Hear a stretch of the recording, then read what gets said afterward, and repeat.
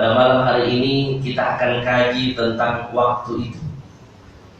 Dan kita akan mengkaji surah Wal Asr yang sering kita baca, sering kita dengar. Tapi mudah-mudahan dengan mengulang-ulangi kajian ini, Allah Subhanahu wa Ta'ala senantiasa memberikan petunjuk bagi kita semua. Karena dulu di zaman Nabi, mereka tidak berpindah kecuali sudah mengamalkan. Mereka tidak pindah surah kecuali mereka mengamalkan surah itu. Hari ini kita kaji surah Wal Asr. A'udzu billahi minasy syaithanir rajim. Bismillahirrahmanirrahim. Ayo Pak, sama-sama kita baca. Bismillahirrahmanirrahim. Wal 'asr. Innal insana lafi khusr illa alladhina amanu wa 'amilus shalihat wa tawasaw bil haqq wa tawasaw bis sabr. Shadaqallahul azim. Surah ini surah yang turun ke-13. Imam Syafi'i pernah mengatakan, kalau saja hanya surah ini yang turun, tidak turun lagi surah yang lain, maka cukuplah surah ini saja yang kita amalkan, maka semuanya dari surah yang lain terwakili. Makanya Nabi SAW setiap sudah kajian, Pak, sudah kajian ilmu, apa yang dia baca surahnya? Surah Wal Asr. Setelah dia baca doa kafaratul majlis, kemudian membaca surah Wal Asr. Karena surah ini menyangkut segalanya apa yang akan kita lakukan di muka bumi. Wal Asr, kalau kita buka Al-Quran, demi masa Allah bersumpah dengan waktu. Yang pertama kita bahas tentang sumpah. Allah bebas melakukan sumpah kepada apa saja yang Dia ciptakan. Dan setiap yang Allah bersumpah atas namanya, Pak, maka sesuatu itu sangat berharga dan memiliki keutamaan di sisi Allah. Makhluk-makhluk apakah yang kemudian Allah bersumpah dengan namanya? Yang pertama, Allah bersumpah dengan nama malaikat. Wan nazi'ati gharqa wan nasyitati nashqa. Allah bersumpah dengan nama malaikat-malaikat. Yang kedua, Allah bersumpah dengan nama buah-buahan. Wattini wazzaitun wa turi sinin, demi buah tin dan buah zaitun. Allah bersumpah dengan yang Dia ciptakan. Was-samai wat-tariq, demi langit. Allah bersumpah dengan nama apa saja. Dan cuma satu kali Allah bersumpah atas nama makhluk manusia. Siapa itu? Hanya Rasulullah SAW saja Nabi bersumpah. Jadi Allah bersumpah atas nama Rasulullah SAW. La'amruka innahum lafi sakhratihim ya'mahun. Hanya Nabi Muhammad saja. Kalau dicari dalam Al-Quran, Pak, tidak ada nama nabi-nabi yang lain yang Allah bersumpah atasmu. Hanya Rasulullah SAW. Allah bersumpah atas nama-nama waktunya. Wal fajr wa layalin 'ashr. Allah bersumpah atas nama duha. Kenapa? Karena waktu duha waktu yang penting kita salat duha. Wad duha wal laili idza saja. Sebagian orang wad-duhi, ada wad-duhi, jadi qiraah. Namanya qiraah. Kalau orang belajar qiraah, maka biasa wad-duhi. Jangan sampai nanti Pak Imam, Pak Haji dia baca wad-duhi, di belakang ketawa orang, padahal sebenarnya ada qiraahnya. Ada yang disebut qiraah sabah, qiraah asyarah, ada qiraah itna asyarah. Bahkan dalam surah Al-Fatihah itu, Pak, banyak macam. Ada yang membaca firata, ada yang membaca sirata, ada yang membaca so dengan za, zirata. Jadi ini qiraah. Tapi yang kita baca di sini yang sesuai dengan mushaf Utsmani saja yang tersirat. Tapi kalau ada orang yang membaca dengan sin, boleh. Pak. Kalau ada orang yang membaca wadduhi wal laili idza saji ma wadda'aka rabbuka wa ma qala, lain-lain kedengaran Pak. Tetapi ini ada kirain al-imalah, namanya imalah kubra, ada imalah sugra. Nah, itu kebetulan saya ajar mahasiswa saya di kampus rumus-rumusnya, sehingga tahu juga sedikit tentang qiraah. Wadduha, demi waktu duha. Tapi Pak Imam tidak boleh sebenarnya membaca qiraah kalau makmumnya tidak paham di belakang. Jadi kalau ada imam ingin membaca wadduha, seharusnya dia umumkan dulu. Sebentar kita membaca qiraah Warsh, qiraah Ibnu Amir, qiraah ini. Jadi harus diumumkan. Qiraah Khallat, qiraah Susi misalnya, qiraahnya Qalun, banyak qiraah. Ada 7, dari 7 itu ada lagi muridnya 2, namanya riwayah. Ada imam, ada riwayah, ada tarik. Jadi itu kalau untuk membaca Al-Quran. Tapi Ustaz, tidak usah terlalu jauh, juz amma saja dulu kita baca. Tidak usah terlalu jauh belajar qiraah. Wal asr, demi masa. Makanya Allah bersumpah wadduha. Kenapa? Waktu duha adalah waktu yang penting. Karena di situ kita melaksanakan salat duha, mulai naik matahari. Ada juga wal asr. Berbeda pendapat ulama, nanti kita bahas. Ada wal laili, demi waktu malam. Allah bersumpah dengan nama-nama ini menunjukkan bahwa ini penting.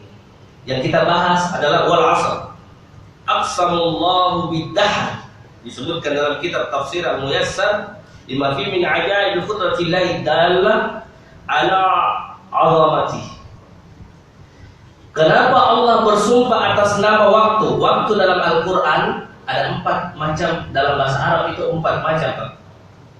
Ada yang disebut dengan ad-dahr, ada yang disebut dengan al-asr, ada yang disebut dengan al-waqt, ada yang disebut juga dengan al-ajal. Apa artinya ini? Waktu semua ini. Contoh yang pertama, apa yang dimaksud dengan ad-dahr?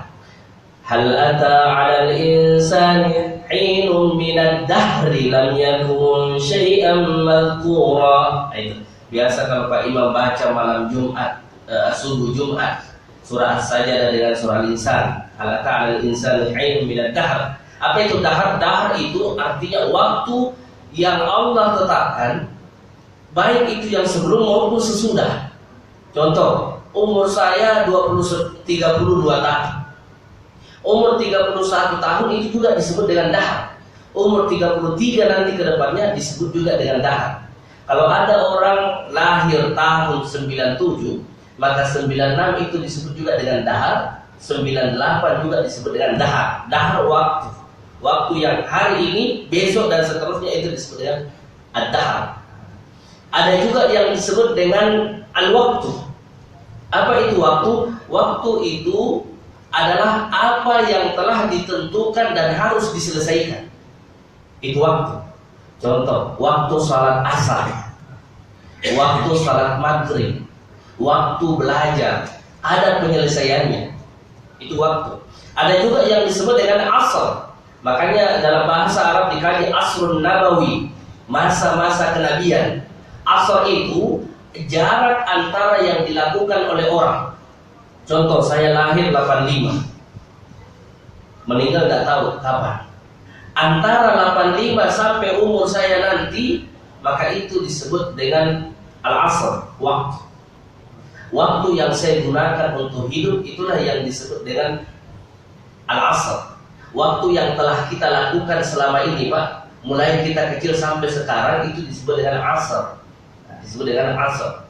Ada juga yang disebut dengan ajal. Apa itu ajal? Sudah tiba waktunya, sudah ketetapannya. Idza jaa ajaluhum la yastakhiruna sa'atan wa la yastaqdimun. Kalau ada HP yang rusak, maka disebut dia sudah tiba ajalnya. Waktunya sudah habis. Ustaz, HP juga tiba ajalnya. HP juga disebut dengan ajal, Pak. Karena ajal itu sesuatu yang sudah habis masanya, maka sudah habis ajalnya, ketentuannya, waktunya sudah selesai. Jadi al-asr. Tapi yang mana yang disebut dengan al-asr?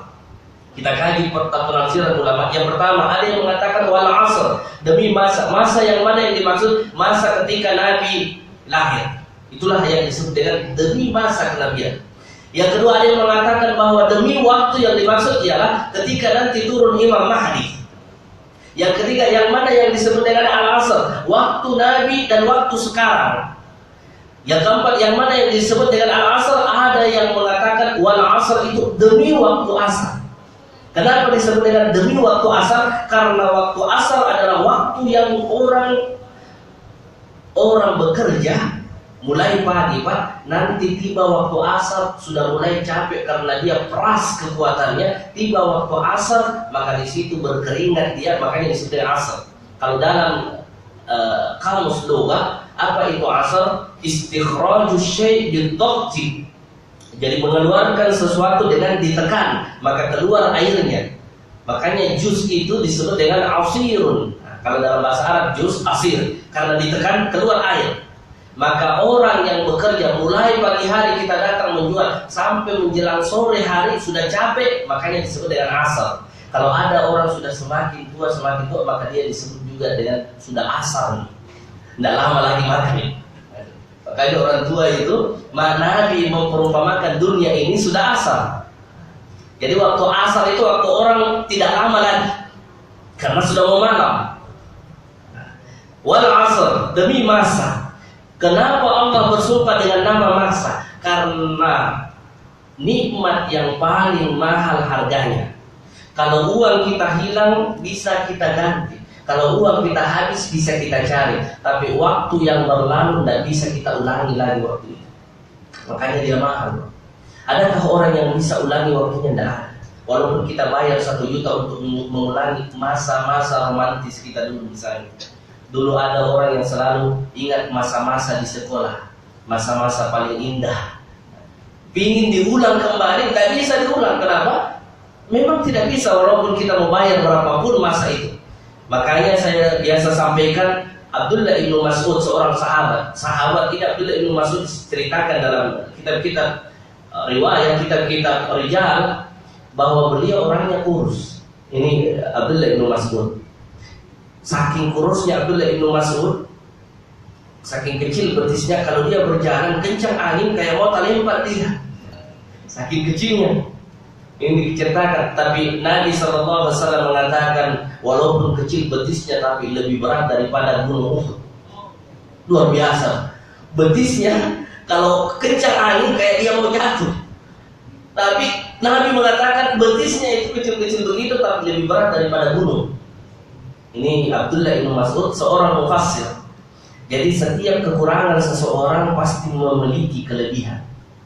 Janganlah kemudian karena kekurangan membuat kita menjadi tidak percaya diri.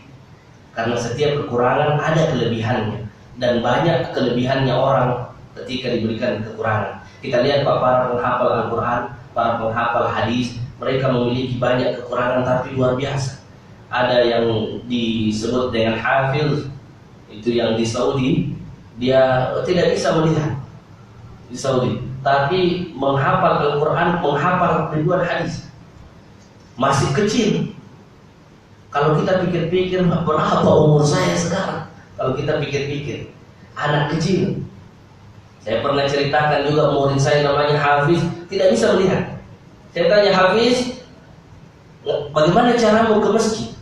Dia katakan, saya hitung langkah kaki saya, berapa kali belok kiri, belok kanan, belok kiri, belok kanan. Paling pertama masuk masjid, Pak, tidak bisa melihat. Saya kalau subuh datang sudah ada dia, paling di depan dulu. Padahal tidak bisa melihat. Saya katakan, ini orang yang tidak bisa melihat, dia paling di depan dulu. Bagaimana dengan orang yang mampu berjalan, punya segalanya? Betul-betul dia gunakan untuk kebaikan waktunya. Makanya Abdullah ibnu Mas'ud pernah mengatakan, "Ma nadimtu ala syai'in kanadani." Tidaklah aku menyesal seperti penyesalanku. Kenapa Abdullah ibnu Mas'ud menyesal? Gharabatis syams, matahari sudah mulai terbenam. qalla fi athari wa lam yazid fi amali. Umurku semakin berkurang sementara amalku tidak bertambah. Ini Abdullah bin Mas'ud. Dia pandang matahari mulai terbenam. Tidaklah aku menyesal seperti penyesalanku, berkurang umurku sementara amalku tidak bertambah. Ini persoalan waktu. Imam Syafi'i juga pernah mengatakan al-waqtu kas-sayf. Waktu itu seperti pedang. Kalau kita tidak gunakan pedang itu, maka pedang itu yang memotong kita. Coba lihat Pak, 24 jam sama waktu kita dengan para penghafal Al-Quran yang ada di Al-Asqar sana. Tapi bisa jadi mereka yang hafal Al-Quran, kita tidak. Karena berbeda cara menggunakan waktunya. Kalau saja kita mau luangkan waktu sedikit saja untuk Al-Quran, sebenarnya bisa juga kita hafal Al-Quran. Imam Hanafi itu kan umur tua, baru dia 30-an tahun lebih kalau tidak salah baru menghafal Al-Quran. Jadi waktu ini kita diberikan waktu, tapi berbeda orang gunakan waktu. Makanya saya Jumat yang lalu kita bahas tentang hadis Nabi sallallahu alaihi wasallam, hadis yang diriwayatkan oleh Imam Tirmidzi, la tazulu qadama 'abdin. Dalam hadis yang lain, la tazulu qadama 'abdi Adam 'inda rabbi hatta yus'alu an khamsin. Dalam hadis yang lain, hatta yus'alu an arba'in. Ditanyakan 4 perkara. Yang pertama, an umrihi ma'afna, umurnya dia gunakan untuk apa? Yang saya heran Pak, kadang-kala masuk Ramadan, apa dilakukan? Kita isi dulu waktu. Domi. Isi waktu dengan domi. Di hari kemudian ditanyakan Pak, domi itu ditanyakan. 1 menit, 2 menit kita ditanyakan. Selain itu, duduk-duduknya kita menunggu. Kalau kita tidak berzikir, ditanyakan di hari kemudian. Duduk-duduk sambil menunggu penjual. Luar biasa kalau kita sambil duduk-duduk, ya Razak, ya Razak, ya Razak. Kita sebut asma Allah, datangkan lagi rezeki, ya Razak, ya Razak. Daripada kadang-kala Al-Quran kita baca baru 10 menit mengantuk. Tapi kalau Facebook kita buka 1 jam tidak mengantuk. Betul Pak? Iya. Al-Quran kita baca 10 menit, ya Allah sudah mulai ya. Tapi kalau HP kita buka, kenapa? Biar 1 jam tidak terasa. Makanya ada sebenarnya sesuatu permainan. Waktu itu tidak sia-sia, kata Nabi SAW dalam hadis yang diriwayatkan oleh Imam Tirmidzi, yang disebutkan bahwa hadis itu hasan sahih. Tidaklah permainan itu menjadi sia-sia pada 3 hal. 3 hal itu tidak sia-sia yang kita lakukan. Apa yang pertama? Yang pertama, ketika orang latihan memanah, maka itu tidak sia-sia. Berapa jam dia pakai tidak sia-sia latihan memanah. Yang kedua, melatih kuda. Sekarang sudah tidak ada kuda kita di kota, mungkin di pedesaan latih kuda. Tapi ada yang ketiga bisa kita amalkan Pak. Apa itu? Bersendagurau dengan istri. Itu Pak. Jadi kalau bapak-bapak colek-colek istrinya, itu berpahala. Berpahala. Ibu juga colek suami, berpahala. 1 jam kita bicara sama istri, 1 jam berpahala. Makanya perbanyak sama-sama istri. Kalau mau lebih banyak pahalanya, nanti ibu-ibu di belakang stasiunnya, ya ajak lagi orang untuk tambah. Begitu disebutkan dalam hadis. Rupanya kalau orang berjauhan dengan istrinya, telepon 1 jam 2 jam, berpahala. Karena tidak sia-sia, karena Nabi SAW orang yang bersendagurau, orang yang romantis dengan istrinya. Maka berapa jam pun kita bersama istri, itu berpahala. Itu ada 3 melekat di otak kita Pak. Memanah, kemudian melatih kuda. Yang ketiga, sia-sia berarti anak muda itu. Kalau orang masih muda belum ada suaminya, kasihan. Kasihan dulu. Wal 'asr, demi masa. Innal insana lafi khusr. Jadi masa ini, saya teringat lagi perkataannya Imam Ali Pak. Imam Ali karramallahu wajhah pernah ditanya, pemuda datang kepadanya, wahai Imam, saya ingin bertanya kepadamu tentang 4 hal. Kata Imam, walaupun berapapun pertanyaan, 40 pertanyaan. Kata pemuda itu, wahai Imam, mal wajibu wa mal a'jab, mal wajibu wa mal aujab. mal qaribu wa mal aqrab, mas sa'bu wa mal as'ab, mal ajibu wa mal ajab. Imam Ali karramallahu wajhah. Kenapa dia disebut dengan karramallahu wajhah? Abu Bakar radhiyallahu anhu, Umar radhiyallahu anhu, Utsman radhiyallahu anhu, Ali bin Abi Thalib karramallahu wajhah. Jawabannya kata ulama, karena Imam Ali tidak pernah menyembah berhala, karena dia masuk Islam ketika masih kecil. Berbeda dengan Abu Bakar, Umar dan Utsman. Umar kita tahu bagaimana penyembahannya, dia pernah makan Tuhannya. Ali bin Abi Thalib, kata ulama, dia tidak pernah menundukkan kepalanya ke berhala-berhala. Yang kedua, yang saya juga agak heran, kata ulama, beliau tidak pernah melihat kemaluannya. Ini yang tidak tahu benar atau tidak. Kalau kita tiap hari pasti kita lihat. Ini Imam Ali tidak pernah. Wallahu a'lam bishawab. Itu yang saya dengar dari kajian para ulama. Kenapa dia disebut dengan karramallahu wajhah? Allah memuliakan wajahnya. Mal wajib wa mal aujab. Apa yang wajib dan apa yang lebih wajib? Yang wajib kata Imam Ali ialah taat kepada Allah, dan yang lebih wajib ialah meninggalkan apa yang dilarang oleh Allah. Wajib mungkin mudah kita lakukan, tapi meninggalkan yang dilarang oleh Allah ini yang kadang dipertanyakan. Makanya orang yang paling menghambakan dirinya kepada Allah, salah satunya ialah yang meninggalkan apa yang dilarang oleh Allah. Yang kedua ditanya Imam, mal qaribu wa mal aqrab, apa yang dekat dan apa yang lebih dekat? Kata Imam Ali, yang dekat itu hari kiamat, dan yang lebih dekat itu adalah kematian. Karena setiap saat kematian menghampiri. Tidak ada orang yang tidak mati. Tidak ada juga orang yang tahu dia meninggal jam berapa. Ada orang yang tahu dia akan meninggal karena diberikan tanda-tandanya, tapi waktunya yang pas tidak ada orang yang tahu. Ketika ada orang diberikan tanda, dia tahu tidak lama lagi saya meninggal. Kita biasa mendengarkan saudara kita mengatakan, nah, saya sudah mau pergi misalnya. Tidak lama lagi saya akan pergi. Nah, kumpul di sini. Bahkan ada yang mau meninggal, dia katakan, tolong talkinkan saya, karena dia sudah tahu. Mal qarib wa mal aqrab. Yang ketiga, mas'abu wa mal as'ab, apa yang susah dan apa yang lebih susah. Kata Imam Ali, yang susah itu adalah kuburan, dan yang lebih susah ialah orang yang datang ke kuburan kasihan tidak bawa apa-apa. Orang yang nanti dingajikan, kalau dia sudah meninggal baru orang ngajikan dia. Ketika dia hidup tidak pernah dia mau buka Al-Quran. Orang yang dia tidak mau salat, ketika dia meninggal dia disolati kasih. Maka susah hidupnya orang yang tidak taat. Kemudian yang keempat kata pemuda ini, mal ajibu wa mal ajab, apa yang heran dan apa yang lebih mengherankan. Kata Imam Ali, yang heran itu adalah ad-dahr, waktu. Dan yang lebih mengherankan lagi, alpanya manusia dengan waktu itu, lalainya manusia dengan waktu itu.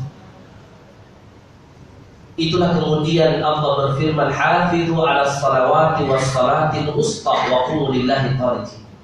Jagalah salat kalian dan salat pertengahan. Penjelasan tafsir ulama, salat pertengahan yang dimaksud adalah salat asar. Kenapa? Karena banyak orang karena sudah capek ketinggalan salat asar, nanti dia salat asar mau azan baru dia salat. Banyak yang begitu. Di waktu asar dia katakan nanti ditunda, nanti pulang ke rumah sudah mau asar. Makanya ini orang yang meninggalkan salat asar, banyak orang yang melakukan kemaksiatan karena meninggalkan salat asar. Itulah kemudian Allah berfirman, wal asr, demi waktu umum. Waktu umum. Saya teringat itu para sahabat kalau sudah masuk waktu subuh, Bang, dia sudah susun apa rencana yang dia ingin lakukan. Sahabat, dia mau baca Al-Quran berapa, dia mau sedekah berapa, apa yang dia ingin lakukan itu sudah dia susun ketika di subuh hari. Seharusnya kita juga seperti itu. Subuh hari kita tahu kita akan pergi ke toko. Berapa kira-kira zikir saya sampai masuk waktu maghrib? Itu jadi harus disusun. Berapa bacaan ayat-ayat Al-Quran sampai nanti masuk maghrib saya di kios atau di toko sambil kita baca Al-Quran. Boleh kita buka Facebook karena banyak ceramah juga di Facebook. Banyak ceramah. Sambil kita nonton, banyak kita lihat ceramah-ceramah yang ditampilkan lagi dan lain sebagainya. Wal 'asr, innal insana lafi khusr. Sesungguhnya manusia berada di dalam kerugian. Manusia yang dimaksud itu siapa di ayat ini dijelaskan oleh Profesor Dr. Quraisy. Yang dimaksud dengan manusia ialah manusia yang sudah balik dan berakal. Karena kalau anak-anak belum masuk tanggungan, dia belum mendapatkan beban untuk melakukan amalan, tetapi kita latih dia untuk melakukan amalan. Makanya yang dimaksud innal insan, sesungguhnya manusia itu di dalam berada. Penguatan lafi ditaukid dalam bahasa Arab, lafi khusr. Sungguh dia berada dalam kerugian. Kalau kita menjual, kadang-kala kalau kita jual di bawah daripada harga modal kita, maka itu rugi. Maka manusia semuanya berada dalam kerugian. Siapa saja. Bahkan di ayat yang lain disebutkan manusia itu akan menyesal. Bahkan orang yang taat pun menyesal. Kenapa orang? Makanya disebut hari kiamat itu dengan yaumut taghabun, yaumul hasyr, yaumul nadama, hari penyesalan, yaumud din, yaumul qiyamah dan seterusnya. Illal ladzina amanu, siapa orang yang tidak menyesal, siapa orang yang tidak rugi itu? Yang pertama disebutkan illal ladzina amanu, kecuali orang-orang yang beriman. Apa itu iman? Iman itu seperti cinta. Ketika orang itu bercinta, memiliki cinta, maka dia semakin penasaran dengan apa yang dia cintai. Maka iman itu seperti itu, Pak.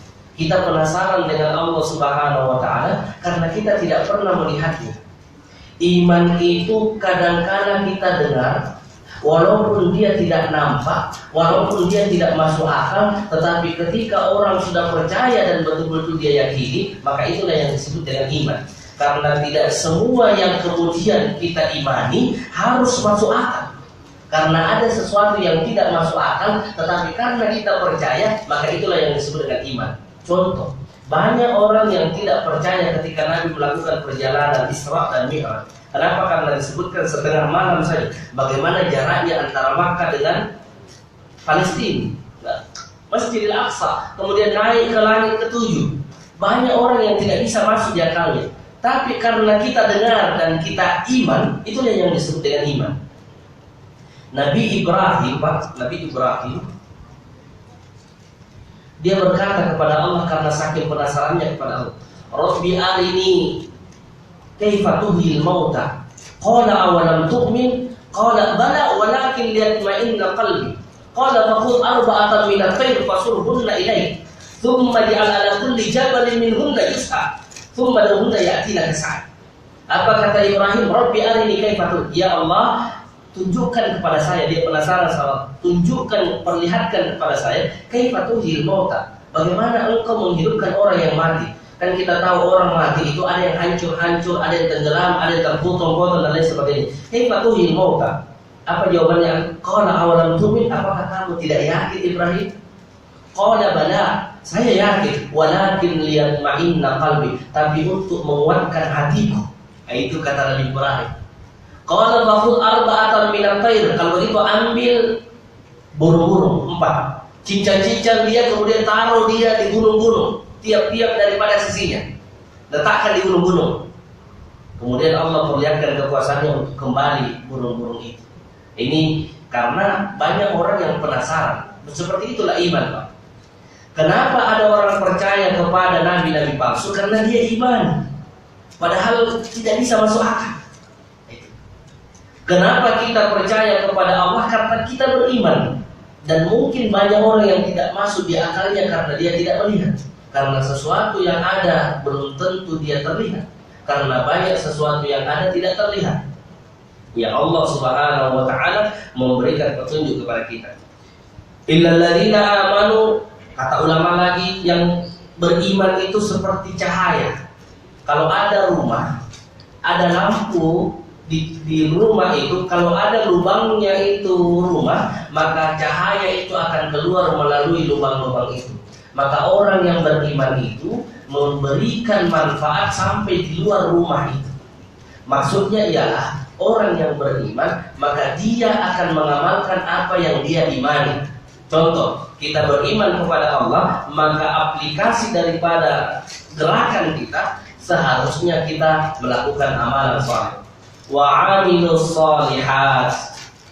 Orang bukan beriman saja, Pak, tapi amilus saleh, melakukan amal-amal saleh. Amal-amal saleh. Jamak dia. Amal saleh satu, amal shalihat jamak. Apakah sama orang amal saleh Nasrani dengan Muslim? Beda. Tetapi semua yang dilakukan di dunia ini Allah pasti membalasnya di dunia. Setiap yang dilakukan oleh seseorang di dunia Allah pasti balas. Kenapa orang-orang yang tidak beriman kepada Allah ketika dia melakukan satu kebaikan Allah balas? Karena itu di dunia. Tetapi amalan akhirat tidak sampai karena dia tidak iman. Bagaimana amalan kita supaya sampai di akhirat? Iman. Itu. Ada Dr. Zakir Naik ketika memberikan ibarat, dia katakan kalau ada orang pintar, dia masuk di satu universitas, diadakan ujian di universitas, sementara orang pintar ini dia masuk juga di situ untuk jawab pertanyaan, sementara dia jawab full dan benar semua. Persoalannya ialah orang pintar ini tidak ada namanya di catatan karena dia tidak terdata. Maka seperti itulah yang disebut dengan iman. Kalau ada orang namanya terdata, dia melakukan amalan, maka dia dinilai sesuai dengan karena dia punya nama di situ. Tapi walaupun dia pintar seperti apa, tapi kalau tidak terdata di situ, bagaimana caranya dia diberikan jazaa? Makanya illal ladzina amanu, kecuali orang yang beriman. Wa amilus shalihat, dan melakukan amal saleh. Kenapa Allah kemudian mencintai para wali? Karena para wali itu bukan amalan yang wajib saja yang dilakukan, tapi banyak amalan sunnah sehingga Allah mencintai mereka. Jadi orang yang saleh, orang para wali yang dicintai Allah, bukan amalan wajib saja dilakukan. Rupanya ada banyak amalan-amalan sunnah, dia dekatkan dirinya kepada Allah Subhanahu wa taala. Wa tawasau bil haq, saling nasihat menasihati di dalam kebenaran. Yang mana yang disebut dengan hak? Yang hak itu yang sesuai dengan yang diinginkan oleh Maha Benar. Siapa Maha Benar? Allah. Berarti apa yang ada dalam Al-Quran dan Hadis, maka orang saling menasihat. Maka itulah yang disebut wa tawasau bil haq, wa tawasau bis sabr. Wa tawasau dari kata wasiat. Kalau ada orang mewasiati kepada saudaranya yang lain, maka sebenarnya dia ingin memberitahukan kepada saudaranya kalau ada daki yang menempel di tubuhnya. Kalau ada orang yang tegur kita, Pak, walaupun tidak secara langsung, tapi kita merasa sebenarnya dia ingin memberitahukan kepada kita bahwa ada ular yang tidak lama lagi patok kita, cuma kita tidak merasakan itu. Maka nasihat yang datang dari siapapun, kalau dia bermanfaat, maka anggaplah bahwa itu adalah nasihat yang terbaik. Mohon maaf, kadang-kala ada orang dinasihati, dia lebih pintar. Pak, tadi sholat tak begini, apa kau tahu duluan saya sholat daripada kau. Susah, Bang. Ada orang dinasihati begini-begini, apa saya duluan makan garam dari kau. Banyak orang dinasihati, lebih pintar dia daripada orang yang dinasihati. Tidak mau dia dinasihati, tapi kalau dia nasihati orang harus didengar. Ini yang susah. Ketika dia memberitahukan sesuatu, dia yang ingin didengar. Saya pernah dapatkan orang yang seperti ini. Ustaz, saya tidak setuju dengan pendapat Ustaz begini. Oke, bagaimana alasannya? Begini alasan. Oh iya, sudah. Boleh saya bicara? Tidak boleh, Ustaz. Tidak boleh. Coba lihat. Dia saja yang mau didengar. Tapi ketika ingin diberikan nasihat, tidak mau terima dari orang lain. Ini yang susah. Makanya kenapa kemudian Ustaz Abdul Somad mengatakan sombong dengan orang yang sombong adalah sedekah. Karena ada orang yang seperti ini. yang melebihkan dirinya dari orang lain ketika dinasihati tidak mau terima nasihat. Padahal nasihat itu dari siapa saja boleh kita terima nasihat kalau itu adalah kebaikan. Tetapi kalau itu adalah sindiran, maka tidak pantas. Kalau hanya sindiran saja. Kalau itu adalah celaan, maka itu tidak pantas. Yang dibutuhkan adalah nasihat, maka nasihat itu adalah nasihat yang terbaik. Ada orang ingin menasihati orang, caranya yang salah menasihati. Caranya yang salah. Coba bayangkan, kalau ada peminum di situ dia datang, neraka. Kalau tidak dikejar, pakai parang. Kenapa? Caranya yang ingin dia sampaikan benar, tapi caranya menyampaikan ini yang harus diperbaiki. Mohon maaf, Pak.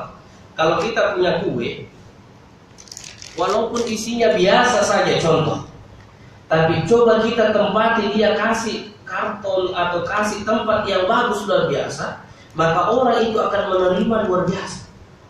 Kenapa? Karena pembungkusnya bagus. Contoh saja, maka orang akan terima bagus, walaupun isinya biasa saja.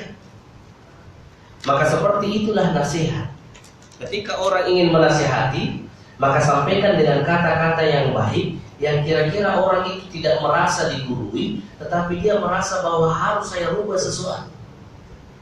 Ini yang kurang kadang-kala dari kita, dari saya dan para dai-dai yang ingin menyampaikan sesuatu, tapi mungkin caranya yang kadang merasa orang, wah ini kafir-kafir terus kita ini, tidak lama kita semua kafir misalnya.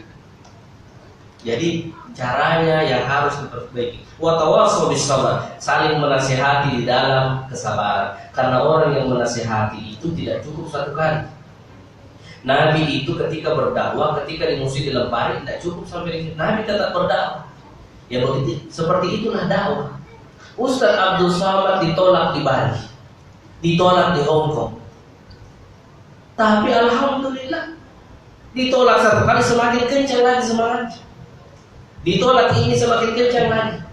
Jamaah tabligh ditolak di sini, jalan di sini. Siapa lagi banyak, pokoknya dakwah ditolak, maju lagi dia. Artinya apa?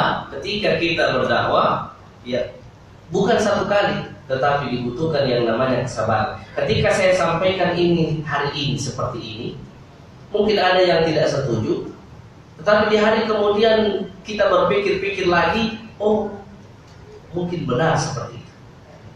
Ini mungkin yang bisa kita ambil sebagai pelajaran. Tidak lama lagi masuk waktu Isya. Apa kita buka tanya jawab atau bagaimana? Tinggal berapa menit? Ya.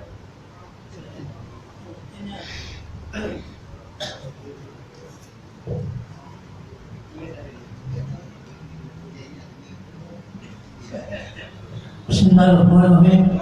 Assalamualaikum warahmatullahi wabarakatuh. Ada satu hadis yang pernah baca Pak, tapi pengertiannya masih sama-sama. Saya minta sampah untuk dijelaskan. Jadi Pak hadisnya, kalau kita pada waktu senang, kita pada waktu senang mengingat Allah. Pada waktu kita susah, Allah mengingat kita Pak. Terima kasih Bapak Imam Pintai.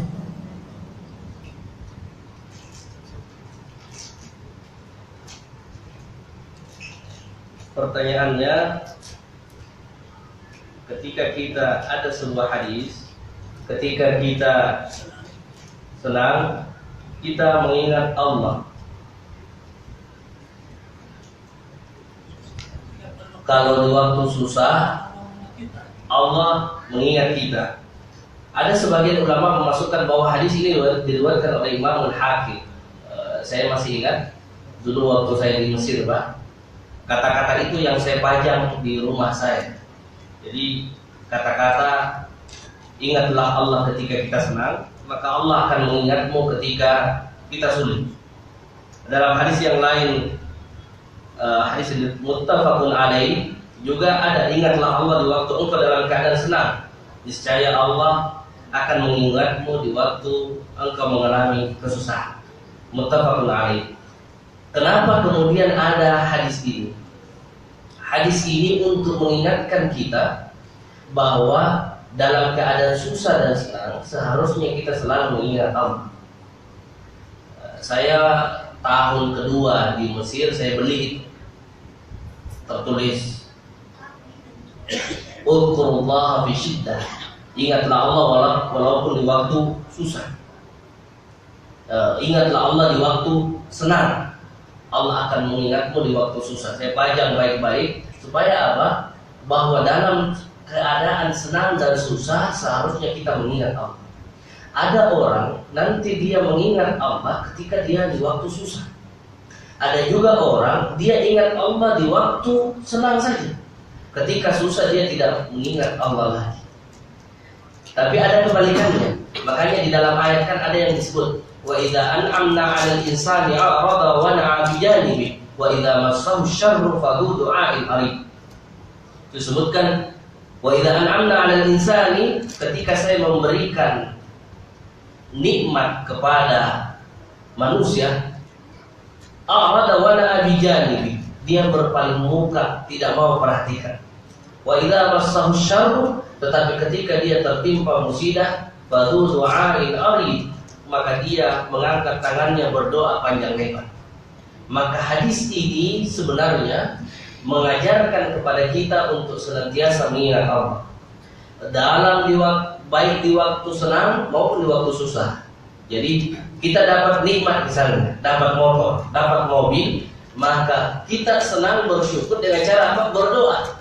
Gunakan nikmat itu dengan sebaik-baiknya.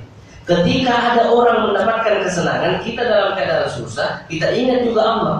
Karena tidak mungkin Allah menukar rezeki kita. Tidak ada rezeki yang tertukar. Tidak ada rezeki yang tertukar. Makanya waktu senang, waktu sempit, ingat Allah. Ada orang diberikan kenikmatan, jangan kemudian kita dengki, jangan kemudian kita iri. Karena bisa saja dia mendapatkan itu, besok kita juga dapat seperti itu. Jadi rezeki itu seperti itu. Makanya segalanya harus disandarkan kepada Allah Subhanahu wa taala. Segalanya. Sebenarnya puncak dari kehidupan ini ada pada inna lillahi wa inna ilaihi raji'un. Puncaknya sebenarnya di situ. Ketika kita pahami inna lillahi wa inna ilaihi raji'un, maka kita akan sadari hidup ini seperti apa, dari mana kita berasal dan kemana kita berasal. Dalam hidup ini kan banyak. Dalam kehidupan banyak yang kita hadapi. Ada masalah akan kembali juga kepada Allah. Ada musibah kembali juga. Ada senang kembali juga kepada Allah. Ada kesusahan, semuanya kembali kepada Allah. Kalau kita pahami inna lillahi wa inna ilaihi raji'un. Persoalannya ada orang yang alergi dengan inna lillahi. Ketika kita baca ada orang yang kehilangan harta atau ada orang yang sakit, sakit di rumah sakit. Maksudnya inna lillahi wa inna ilaihi. Yang kira nanti dibilang sudah meninggal, tidak, Pak. Inna lillahi itu kalau ada orang tertimpa musibah, alladzina idza asabatkum musibah, mereka orang-orang yang tertimpa musibah. Musibah itu banyak. Qalu, mereka berkata, inna lillahi wa inna ilaihi raji'un. Nah, orang yang seperti ini dia pahami hidup ini.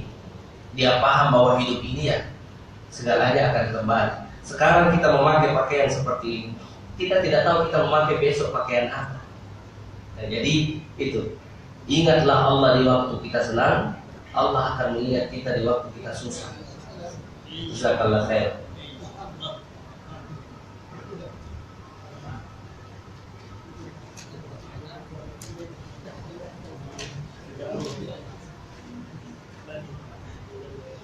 Cukup.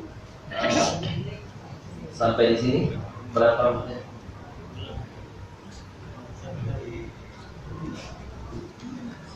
Pertama sedikit kan, ada hadis yang mengatakan sesungguhnya seburuk-buruk pencuri ialah yang selalu mencuri di dalam sholatnya. Jadi maksud mencuri ini Ustaz yang di mana Ustaz? Assalamualaikum warahmatullahi wabarakatuh. Waalaikumsalam. Banyak penjelasan ulama tentang mencuri di dalam salat. Yang pertama, orang yang mencuri di dalam salat ialah orang yang tidak khusyuk di dalam salat. Allahu Akbar. Matanya begini-begini saja. Ini mencuri-curi di dalam salat. Dia salat tetapi kesana kemari padahal. Yang kedua, ada orang yang mencuri-curi dalam salat tidak sesuai waktu salatnya. Dia salat asar sudah masuk waktu maghrib. Maka ini orang-orang yang mencuri di dalam salat. Jadi orang yang mencuri dalam salat, orang yang tidak khusyuk di dalam salat. Makanya disebut di situ fawailul lil musallin alladzina hum an salatihim sahun alladzina hum yura'un wa yamna'un al-ma'un. Jadi ada orang yang salat tapi celaka. Jadi ada juga orang yang melakukan amal saleh tapi celaka. Tergantung bagaimana dia melaksanakannya dan apa tujuannya dia lakukan itu. Maka orang ini banyak terjadi ahli ibadah, dan yang paling pertama nanti masuk neraka rata-rata satu, Pak Ustaz. Orang yang berjihad di jalan Allah termasuk. Orang yang rajin bersedekah termasuk. Kenapa semua ini, tiga-tiga ini, orang yang jihad, Pak Ustadz yang memberitahukan, orang yang rajin menginfakkan hartanya, tapi dia tempatnya di neraka karena motifnya, tujuannya dia melakukan itu apa? Tujuannya dia lakukan, dia mati syahid karena dia mau terkenal. Dia bersedekah karena ingin dibilang orang dermawan. Dia ustadz karena mau dibilang jago banyak ilmunya. Jadi motifnya. Maka ketika sholat tidak boleh orang mencuri-curi dalam sholat. Kemudian jangan sholat lebih dulu daripada Pak Imam. Pak Imam belum sujud, dia sudah sujud. Pak Imam belum angkat kepala, sudah diangkat kepalanya duluan. Maka orang yang seperti ini nanti kepalanya jadi himar. Himar itu keledai. Tapi imam juga harus paham. Karena ada sebagian imam pagi dia tidak paham. Saya pernah sholat di Lipo beberapa hari yang lalu. Imamnya biasa, rukuk, sujud, tapi pas terakhir lama sekali. Sampai-sampai makmum semua di samping saya angkat semua kepalanya. Saya terganggu, saya melihat ke atas tapi terasa ini berdiri semua. Akhirnya angkat kepalanya begini-begini, dia sujud lagi kembali. Jadi itu jangan terlalu cepat kalau belum waktunya. Jazakallah khair, mudah-mudahan bermanfaat bagi kita semua. Mari kita berdoa menghadap Allah Subhanahu. Amin. Astagfirullahaladzim alladzi la ilaha illa huwal hayyul qayyum. Nastaghfirullahaladzim alladzi la ilaha illa huwal hayyul qayyum. Nastaghfirullahaladzim alladzi la ilaha illa huwal hayyul qayyum. Alhamdulillahirabbil alamin. Allahumma shalli wa sallim ala sayyidina Muhammad wa ala ali sayyidina Muhammad. Allahumma ja'al hadha jam'ana jam'an marhuma wa tafarraqana min ba'di tafarruqan ma'suma. Allahumma la ta'alana fi maqamina hadha dhanban illa ghafarta wa hamman illa farajta wa daynan illa qadita wa la maridan illa shafaita wa la hajatan min hawaij dunya wal akhirah illa qaditaha ya Allah. ربنا اغفر لنا ذنوبنا ولوالدينا وارحمهم كما ربونا صغارا ربنا آتنا في الدنيا حسنة وفي الآخرة حسنة وقنا عذاب النار وصلى الله على محمد وعلى آله وصحبه أجمعين أما بعد. Terakhir saya masih ingat yang dimaksud dengan mencuri itu orang yang cepat sekali sholat, jadi tidak ada tumaninah. Assalamualaikum warahmatullahi wabarakatuh.